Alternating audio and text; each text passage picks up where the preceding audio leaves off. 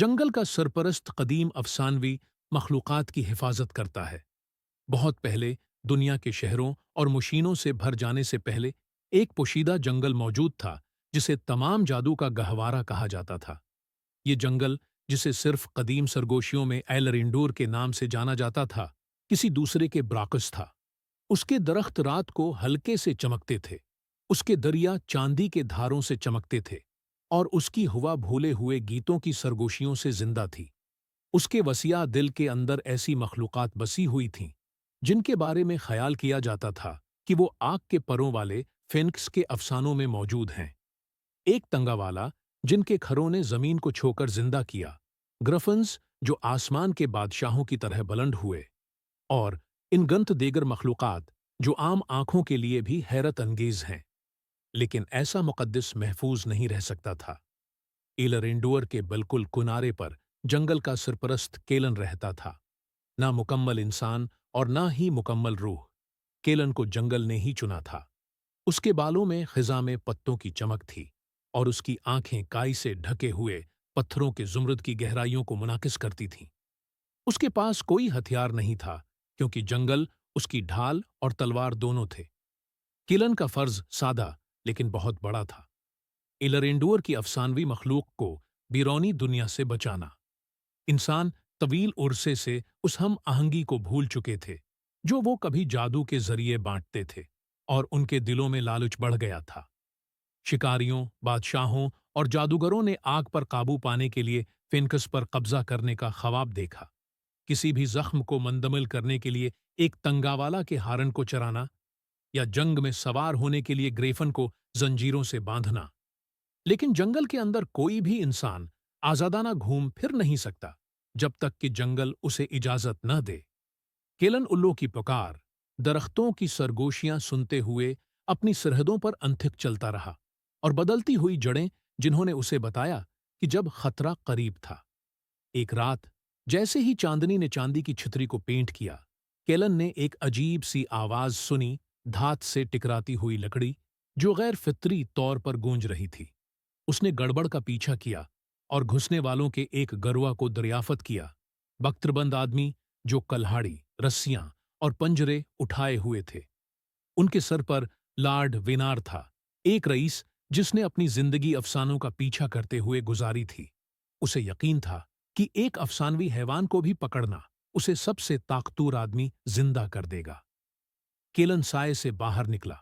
उसके उर्दगर्द जंगल अब भी बढ़ रहा था। आप यहां से ताल्लुक नहीं रखते, उसने कहा। उसकी आवाज पुरस्कून लेकिन ढूल की तरह गूंज रही थी। लॉर्ड वेनार ने तंज किया, एक तरफ खड़े हो जाओ, रूह। ये द्रंदे उस बयाबान में सुड़ने के लिए नहीं हैं। बाहर की दुनिया उनकी ताकत और मेरे सामने झुक जाएगी। सिपाहियों ने अपने हथियार उठाए, लेकिन जैसे ही वो मारे गए, उनके ब्लेड उनके हाथों में अंगूर की बैलों में बदल गए। जमीन हल गई, जड़ें फट गईं, और दरख्त खुद हिफाजती तौर पर कैलन के गर्द झुक गए। फिर भी विनार के जादूगर ने सियाह जादू किया जिसने दरख्तों को मुरझाने पर मजबूर कर दिया। सदियों में पहली बार इलरेंडुअर कांपा, खतरे को महसूस करते हुए अफसानवी मखलूक अभरी। क्लीरिंग में एक तंगावाला सरपट भागा। उसका सींग सुबह की तरह चमक रहा था। एक फिनकस ऊपर से बुलंद हुआ, अंधेरे को रोशन करने वाले आग के पंखों को बहा रहा था। यहां तक कि ताकतवर गरफन्स भी बहरे चीखों के साथ ऊपर चौकर लगा रहे थे। ये देखकर आदमी बटीरे मारे, लेकिन वेनार ने गर्ज कर कहा, उन्हें पकड़ो, उनकी ताकत मेरी है। केलन मखलूक और घुसने वालों के दरमियान खड़ा था। जंगल से ताकत खींचकर उसने अपने हाथ उठाए, और जमीन खुद पत्थरों और जड़ों की आड़ में उठ गई। लेकिन जादूगर के मंत्रों ने उसे तोड़ दिया, और लड़ाई शुरू हो गई। आखिरकार फेनकस उतरा, केलन के पास उतरा। रोशनी की आग में अफसानवी मखलूक ने उसे अपनी ताकत बख्शी। उसकी शक्ल बदल गई। रूह हैवान के सींगों जैसे हर्न, आग के परों और एक तंगावाला की हिकमत से चमकती आंखें। वो जंगल का जिंदा मुजस्सम बन गया। एक हुक्म के साथ केलन ने एलरेंडोर के मुकम्मल गुस्से को तलब किया। अंगूरों की बैलें सिपाहियों के अर्धगर्द घुस गईं और उन्हें जमीन में खींचें। जादूगर की तारीक आग दरियाओं से निकलने वाले चांदी के पानी के शायलों से भड़क रही थी। लॉर्ड वेनार, आखिर तक नाफरमान एक तंगावाला के पास सिर्फ कीलन की रूह की शक्ल के लिए पहुंचा ताकि उसे जड़ों में जकड़ ले, जो पत्थर में बदल गई, उसे जंगल के किनारे पर एक मुजस्मे की तरह छोड़कर। धमकी खत्म हो गई थी, लेकिन कीलन जानती थी कि मजीद आएगा। बीरोनी दुनिया की ताकत की भूख कभी नहीं रखेगी। चनांचा जमा होने वाली मखलूकात के साथ केलन ने एक कसम खाई। जंगल हमेशा के लिए पोशीदा रहेगा, कदीम जादू से पर्दा। सिर्फ वही पाकीज़ा दिल जो फतह के बजाय हैरत की तलाश में रहते हैं, उन्हें दोबारा कभी एलरेंडोर मिलेगा। सदियां गुजर गईं, सल्तनतें उठीं और गरें, और दुनिया बदल गई। लेकिन जमीन के दिल की गहराइयों में एलरेंडोर का पोशीदा जंगल अब भी फलता फूलता है। एक तंगावाला अब्दी सितारों की रोशनी में चढ़ते हैं।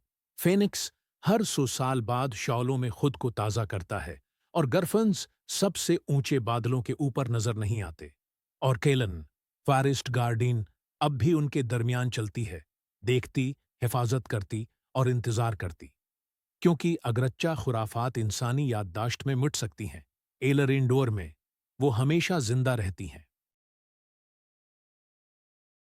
Story Sketch, YouTube channel stories, cartoon and animation movies, and education shorts.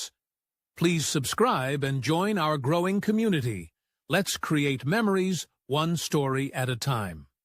Subscribe करके आप सबसे ज्यादा हैरत अंगीज कहानियां सुनने वाले पहले फर्द बनेंगे। सब्सक्राइब पर क्लिक करें।